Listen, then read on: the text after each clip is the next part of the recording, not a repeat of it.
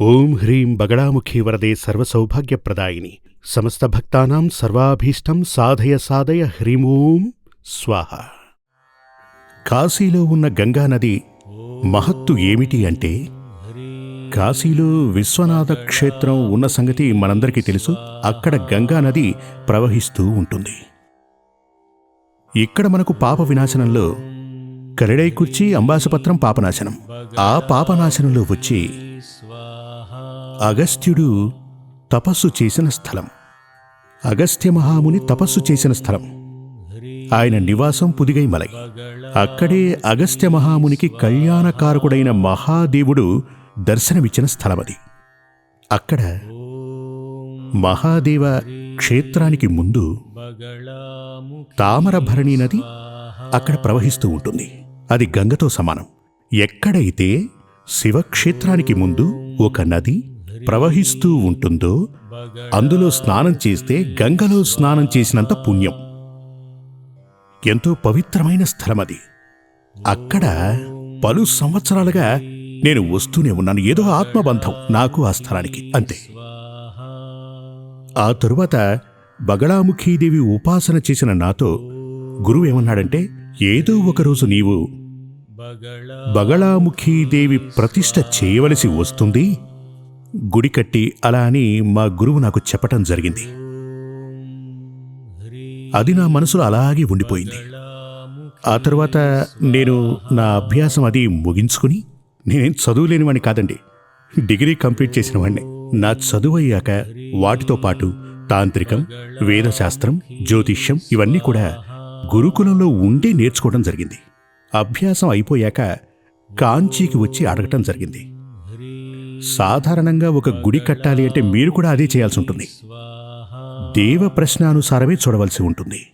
కానీ దేవ ప్రశ్న చూడాలి అంటే, అమ్మ ఇప్పుడు సూర్యమంగళ తాంత్రిక విద్యాపీఠం ఉంది, కరడైకుర్చి తెక్కు పాపాంకుళంలో ఉన్న ఈ స్థలం ప్రశ్న చూడవలసి వచ్చింది. అందులో కొన్ని సిమ్టమ్స్ని అమ్మవారు చూపారు. కొన్ని అంటే జాతకరీత్యా కొన్ని జరగబోయే విషయాలు చూపారు. అందుచేతనే ఇక్కడ సూర్యమంగళం తాంత్రిక విద్యాపీఠాన్ని ఆరంభించడం జరిగింది. చాలా కాలంగా అమ్మవారు ఇక్కడ, అమ్మ శాస్త్ర విధానుసారం అమ్మవారి ధ్యాన శాస్త్ర విధి ప్రకారం విగ్రహాన్ని ప్రతిష్ఠించాం. ఇండియాలో బగళాముఖీదేవికి క్షేత్రం కట్టి యథావిధి ప్రతిష్ఠించి ఆరాధించే దేవాలయాలు రెండున్నాయి. అందులో ఒకటి హిమాచల్ ప్రదేశ్లో ఉంది, ఉత్తర భారతంలో, నార్త్ ఇండియాలో. ఇంకొకటి దక్షిణ భారతదేశంలో ఒకే ఒకటి ఉంది, సూర్యమంగళ తాంత్రిక విద్యాపీఠంలో ఉన్న బగళాముఖీదేవి క్షేత్రం. అయినా ఇక్కడ మాత్రమే భూమిలో వచ్చి బగళాముఖీదేవి ధ్యాన శాస్త్రానుసారం ప్రతిష్ఠించబడిన విగ్రహం ఒకే ఒక దేవాలయంలో ఉంది. అదే సూర్యమంగళంలోని దేవి బగళాముఖి ఆలయం. ఇదివరకే చెప్పాను, అమ్మవారి ధ్యానం సవర్ణాసన సంస్థితాం త్రినయనాం పీతాంశుకోల్లాసినీం హేమాబాంగ రుచిం శశాంకమకుటాం సత్యంబగస్రగ్యుతాం హస్తైముద్ఘర పాశవజ్రరసనాం సంభిభ్రదీం భూషణైర్ వ్యాప్తాంగీం బగళాముఖీం త్రిజగదాం సంస్థంభినీం చిందయేత్. ఇదే బగళాముఖీదేవి ధ్యాన శాస్త్రానుసార స్వరూపం. ఈ విధంగానే అమ్మవారు ఆకాశంలో ప్రత్యక్షమై దేవతలకు దర్శనాన్నిచ్చారు. అప్పుడు ప్రత్యక్షమైన స్వరూపాన్ని సూర్యమంగళ తాంత్రిక విద్యాపీఠంలో ప్రతిష్ఠించడం జరిగింది. ఈ ప్రదేశంలో మీ యొక్క అభిష్టాలను సిద్ధింపచేసే అమ్మవారు ముందు ప్రతి అమావాస్య నాడు మహామంత్రయాగం జరుగుతుంది. ఓం క్లీం బగళాముఖి సర్వదుష్టానాం వాచం ముఖం పదం స్తంభయ జిహ్వా కీలయ బుద్ధి వినాశయ కీం ఓం స్వాహ. ఇదే బగళాముఖీదేవి యొక్క మహామంత్రం. ఈ మహామంత్రం, యాగం అన్నీ ఇక్కడ అమావాస్య నాడు జరుగుతాయి.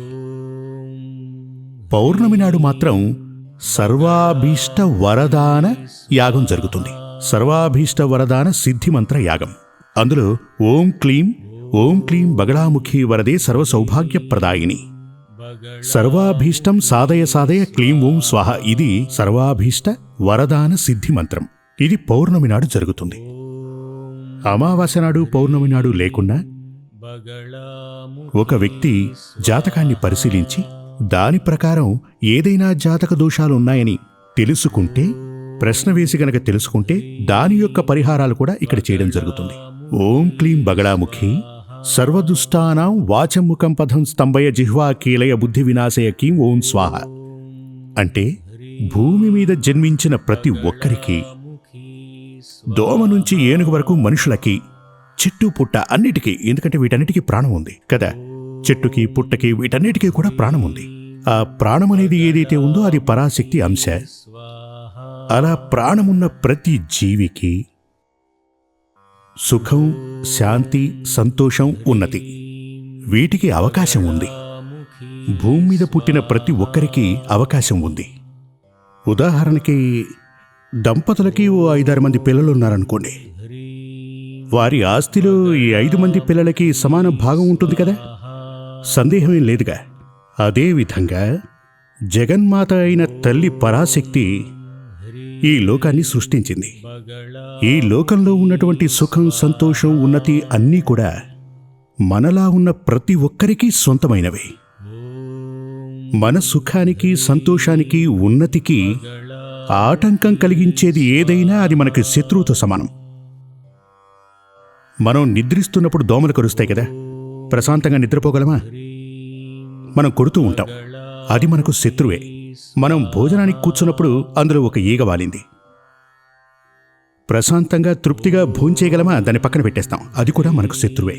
పక్కింట్లో ఉన్న వ్యక్తి ఎవరో మనకి కావాలనే ఇబ్బంది కలిగిస్తుంటాడు, అతను మనకు శత్రువే. భయంకరంగా ఓ పెద్ద గాలివాన వస్తుంది, అది కూడా మనకు శత్రువే. ఇంకా చెప్పాలంటే నిప్పు, బ్రతకడానికి వాడే నిప్పు మన ఇంటినే కాల్చి బూడిద చేస్తే కొంతమంది బట్టలకు నిప్పంటుకుని చనిపోతూ ఉంటారు, అది కూడా మనకు శత్రువే. ఇలా ఉన్నటువంటి, అంటే మన సంతోషం, మన సుఖం, మన ఉన్నతి, శాంతి వీటికి విఘ్నం కలిగించేదేదైనా మనకు శత్రువుతో సమానం. అలాంటి శత్రువులందరూ కూడా వెడలిపోవాలి, అంటే అటువంటి శత్రువులు ఎవరైనా సరే స్తంభించిపోవాలి. అదే ఈ మంత్రంలోని అర్థం. అంతేగాని ఇతరులు నాశనం అవ్వాలని కాదు. ఎవరైతే మంత్రాన్ని జపిస్తారో వారి సుఖానికి కాని, సంతోషానికి కాని, శాంతికి కాని, ఉన్నతికి కాని విఘ్నం కలిగించేటువంటిది శక్తి ఎంతటిదైనా సరే అవన్నీ స్తంభించిపోవాలి. ఒక్కసారి గనక అవి స్తంభించిపోతే ఏమీ చేయలేవు కదా. స్తంభించడం అంటే జడ పదార్థంగా మారటం. ఇకప్పుడు ఆ దోషాలు మనల్ని నిజంగానే ఏమీ చేయలేవు. అటువంటి మహాశక్తి గలదే శ్రీ బగళాముఖీదేవి మహామంత్రం. ఇక ఆ మంత్రానికే ఆ అమ్మవారు, ఆ మంత్రానికి సంతసించువారే ఆ అమ్మవారు. ఆ అమ్మవారే ఇప్పుడు మనకు కావాలి. ఆ అమ్మవారినే మనం శరణు కోరాలి. ఇటువంటి ఒక మంత్రం వేరే ఏ దేవతలకు లేనేలేదు. మీరు ఎన్నో రకాల మంత్రాలు జపం చేస్తూ ఉంటారు కదా, ఓసారి జపం చేసి చూడండి. ఊరికే మంత్ర జపం చేస్తే కుదరదండి, దాని అర్థం కూడా తెలుసుకోవాలి.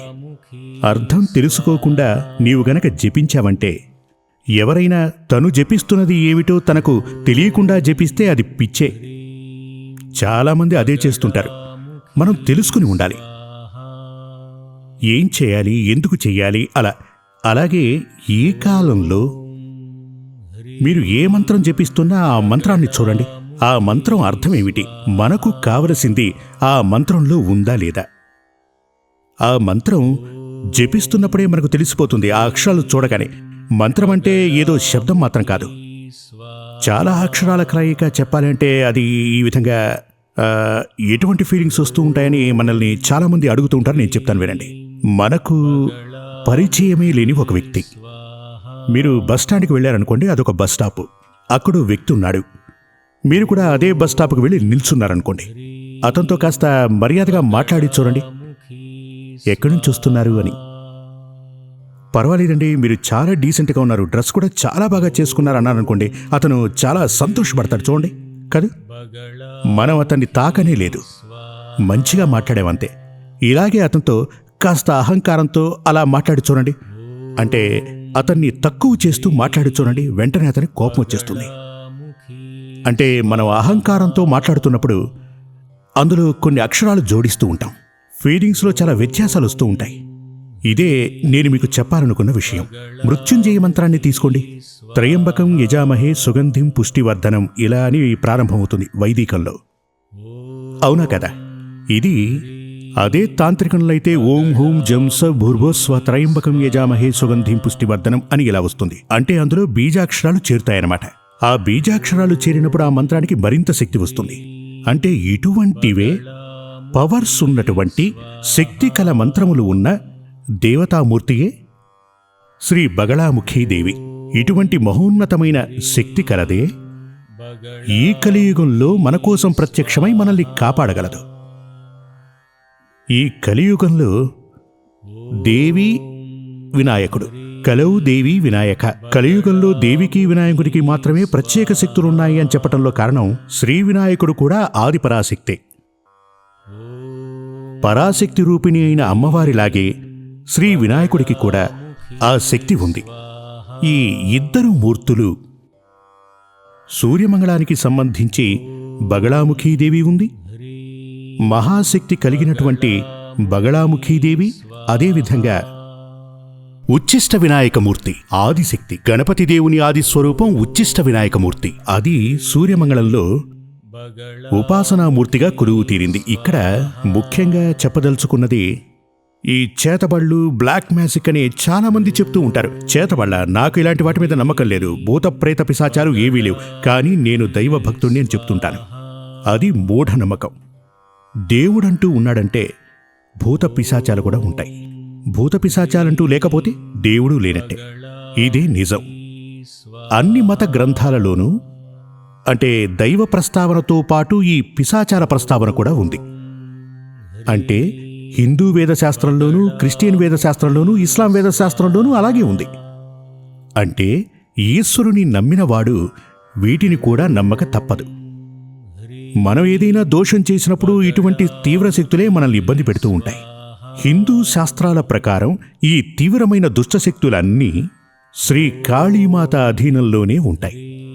అంటే శ్రీ కాళీమాత ధ్యానశాస్త్రం ఏం చెప్తుంది అంటే, కాళీం మేఘ సమప్రభాం త్రినేనాం బేతాళ కంఠస్థితాం ఖడ్గం ఖేద గుణౌకదారిక శిర కృత్వాకరాగ్రేష్టచ భూత ప్రేత పిశాచ మాతృసహితాం ముండస్త్రజాలాంకృతాం వందే దుష్టమసూదితాది సకల సంహారీ కామేశ్వరి. అలా అంటూ ఉంటారు. అంటే భూత ప్రేత పిశాచాలు కాళీ అమ్మవారి అధీనంలోనే ఉంటాయి. చేతబళ్లకు మనం గనక పరిహారం చేస్తూ ఉన్నప్పుడు ఈ శక్తులన్నీ ఆత్మను మనం ఎలాగూ అంతం చేయలేం. చాలామంది చెప్తుంటారు, దుష్టశక్తులు తరివేశాను, హోమం చేసేశానని. అలాంటి హోమాలు ఏవీ లేవు. అంటే ఏంటంటే ఈ భూత ప్రేత పిశాచాలను అలాగే ఆవాహన చేసుకుని కాళీ అమ్మవారు పాదాలకు మనం సమర్పించవలసి ఉంటుంది. అందుకు ఉగ్రస్వరూపిణి అయి కాళీమాత నిలబడాలి. ఆ విగ్రహం ఈ సూర్యమంగళంలో ఉంది. రాజకాళీమాత ఆ దేవాలయం ఇక్కడుంది. అందుచేత ఈ కలియుగంలో వేదశాస్త్రానుసారం కలౌ దేవి వినాయక అనే తత్వం ప్రకారం మీకొచ్చిన సమస్యలు తీర్చివేయాలి అని గనక మీరు భావించినట్లయితే, ఇదే విధంగా ప్రబలమైన శక్తులు అంటే పవర్ఫుల్గా ఉన్న శక్తులు ఎక్కడున్నాయో వెతుక్కుని అక్కడికి వెళ్ళండి. ఇక్కడికి రావచ్చు, అది మీ అభిమతం. అప్పుడే మనకు ఒక సంపూర్ణ విమోచనం కలుగుతుంది. ఇలాంటి చాలా విషయాలు మీ అందరికీ, వీటి మీద ఎటువంటి సందేహం ఉన్నా ఈ సూర్యమంగళానికి ఫోన్ చేసి మీ సందేహాలు మీరు తీర్చుకోవచ్చు. కానీ మా అమ్మాయికి పెళ్ళెప్పుడు జరుగుతుంది అలాంటి విషయాలు అడగండి. మామూలు విషయాలు ఏవైనా అడగచ్చు. స్వామి, దేవుని అనుగ్రహం పొందాలంటే ఏం చేయాలో అడగండి. కాలదోషాలు సమసిపోవాలంటే ఏం చేయాలో అడగండి.